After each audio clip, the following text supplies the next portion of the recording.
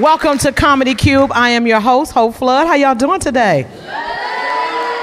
From New Mexico, my good girlfriend, Dinah Leffert. Get it!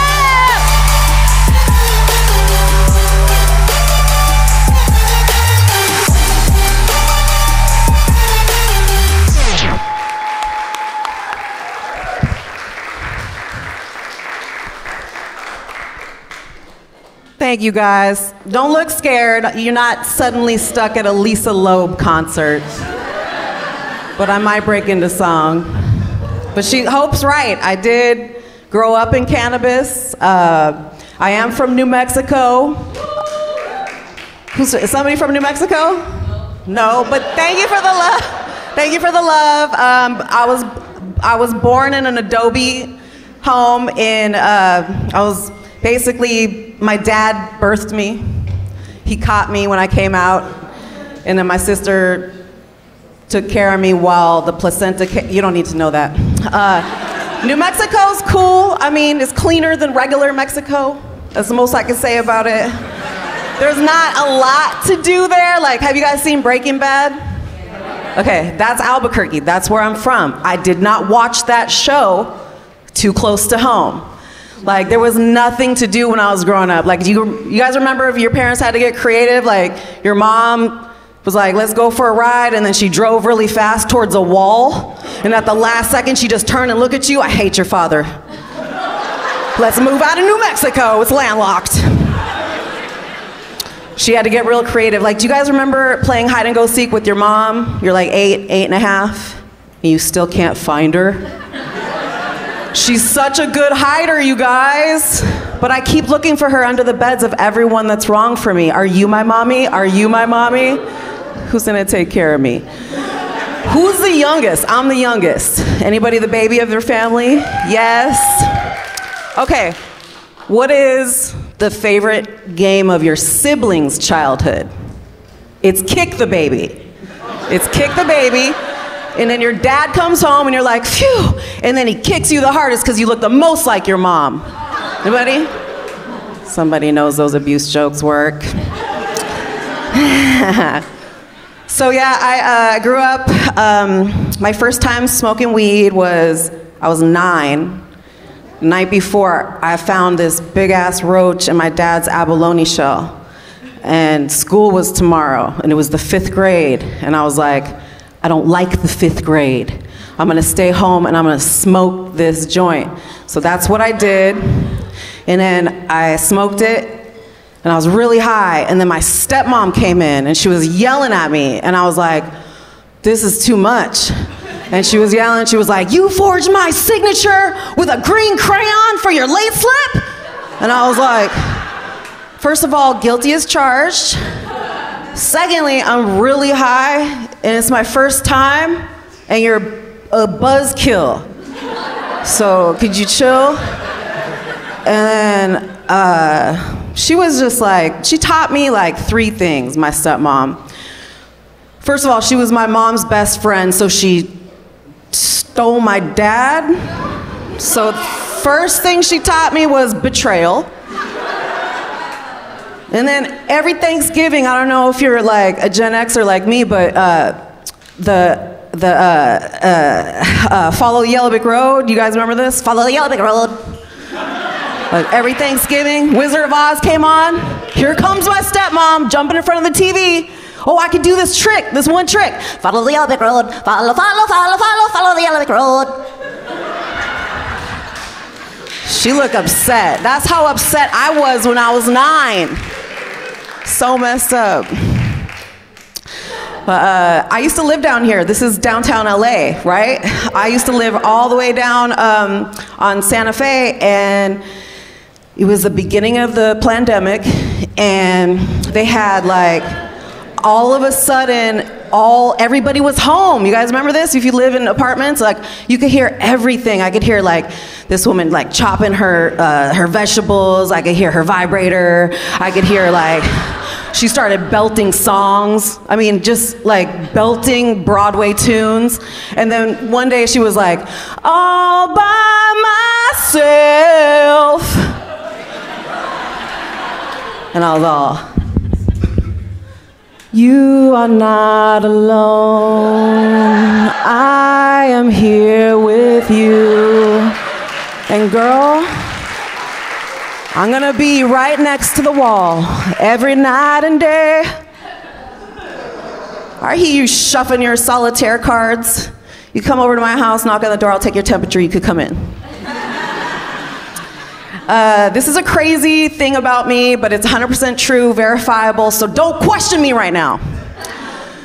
I came from New Mexico to the Bay Area. In '89, a kid came to our school that took our school by storm, and his name was Tupac Shakur. And I was his friend. I had many encounters with him. Yes, I've smoked blunts with Tupac. Yes, I have. Yes, I have. Yes, I have. And it's something I want you guys to know, because marketing is fake. It's fake news, okay? The Tupac I knew did not have clothes. He didn't have any clean, he had the same pair of jeans and same jean jacket every day at school. And he had talent. We would have like 200 kids around him at every break, and he would just write his raps and poetry, and then he would come out, and then he would a cappella, he would do his raps. But no girls would go out with him. And one day he came up to me and was like, Dinah, why won't no girls go out with me? And I was like, Pac, this is Marin County. You have to change your clothes. And Pac was like, oh. So then he got a job at Round Table Pizza. He got himself some clothes, and then he hooked up with my best friend who has letters this thick, 20 of them from Tupac. And she's like, I'm never selling them out. I'm never selling them out. And then she got him appraised. And she got the appraisal. She's selling him out, okay? She's selling him out. Okay, but I want you guys to know something. I was way more gangster than Tupac. Way more. He was in poetry, he was in drama, he was in a play by Chekhov, The Boar, okay? He was not just raps, it was like Shakespeare. He could like rap Shakespeare. I was in a real gang with his little sister. Okay?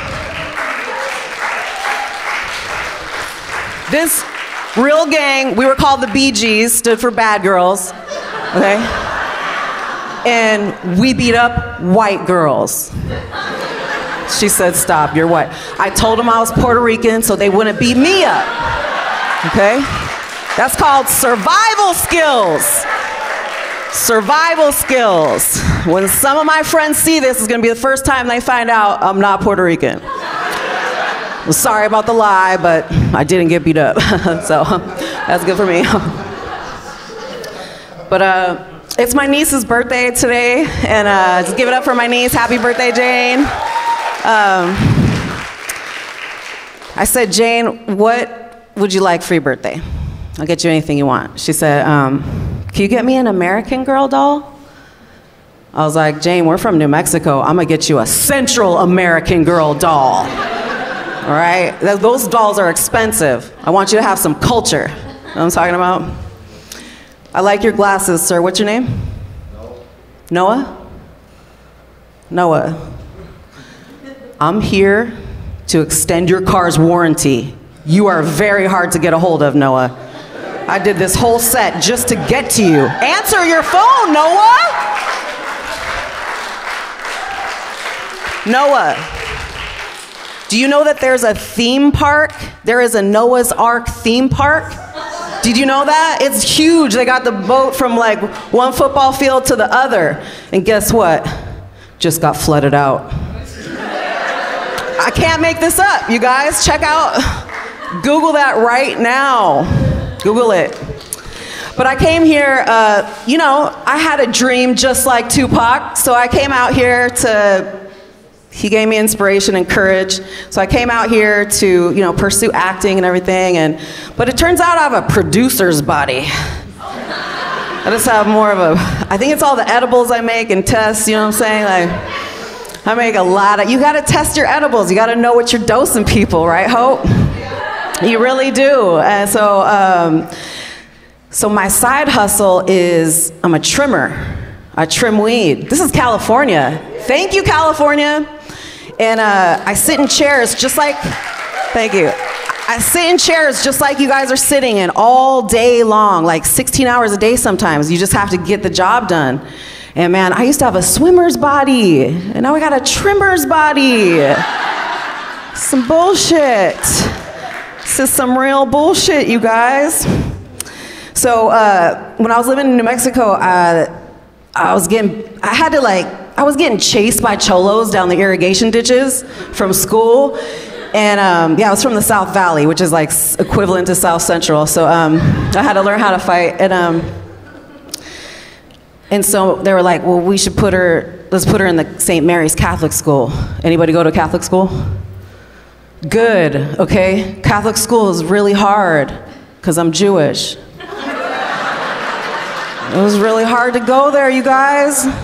Especially on Fridays, because on Fridays, everybody goes to church, every kid in the whole school got to come up and receive the body of Christ, the Christ Crunch, that little biscuit.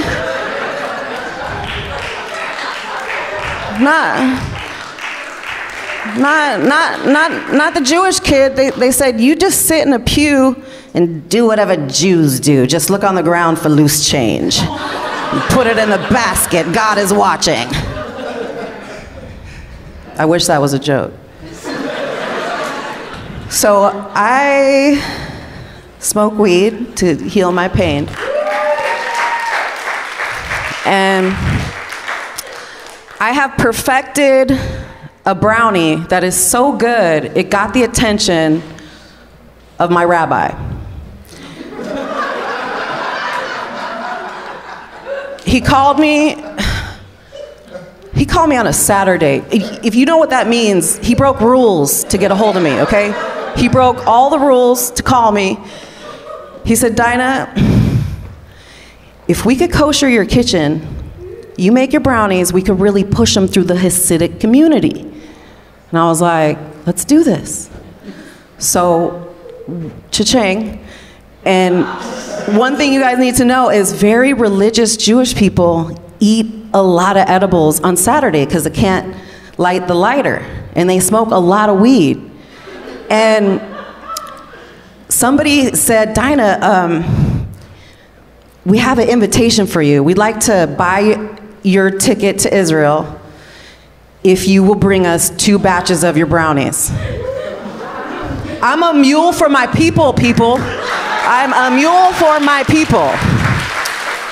I came up, I had it on my satchel too. I was bold. I put all my clothes in the, in the stowaway, but I had wrapped them up in cellophane, each individually, like they were gifts for people, okay? And I'm at JFK Airport, and the lady came up to me. She was like, hi, I'm Miriam. Why are you going to Israel? Are you Jewish? Do you speak Hebrew? Do you have a bomb? I was like, yes, yes, yes. No, but my brownies are the bomb. And then she escorted me to first class because Israel was dry and they needed me. So if I do not accomplish anything more in my lifetime, I'm known as the brownie lady in Jerusalem. I have accomplished for my name's sake in our homeland. Thank you. Dinah, a lot of people, they say Dinah, I'm like, it rhymes with vagina. I put the Leffert in effort. And, it's like, I don't mind being called out my name, but Dinah, Dinah-ria, don't do that. Don't do that. You guys, this has been an amazing opportunity. I just want to say thank you to Hope Flood. Thank you to the one last perk that they gave me when I was in Israel. They said, we want to take you down to the Kotel, which is the Wailing Wall. And I don't know if you guys have heard about the Kotel, but they believe that God's soul resides in the wall, in the last remaining wall of the destroyed temple. And so I was able to go down there, and they said, women weren't used to be able to go down there. And so I was like, let's go now. I want to go now. And so it was all these people over there praying. and they pilgrimage from all over the world just to put like in a tiny piece of paper, they put their prayer, and every nook and cranny of this wall is stuffed with prayers. And then you see them like backing away from the wall, because you never want to have, it's customary, you never want to have your back to God. So you see people backing away from the wall. And so finally it was my turn. And I get up and I'm like, oh, okay, what do I have to say? God, I got my gratitude journal. I just want to say thank you for my life. Thank you for the recipe for my brownies that got me here. If there's anything that you want to say to me, I'm listening. And this is what I heard. Get your back up off the wall. Come on. Which made me believe in God deeply, because he sounded like Kool in the Gang. And that is the only way that God could have reached me, you know what I mean? I was like, wow, do you have anything else you want to say? And this is what I heard. You are not alone. I am here with you. Thank you, good night. I'm Dinah.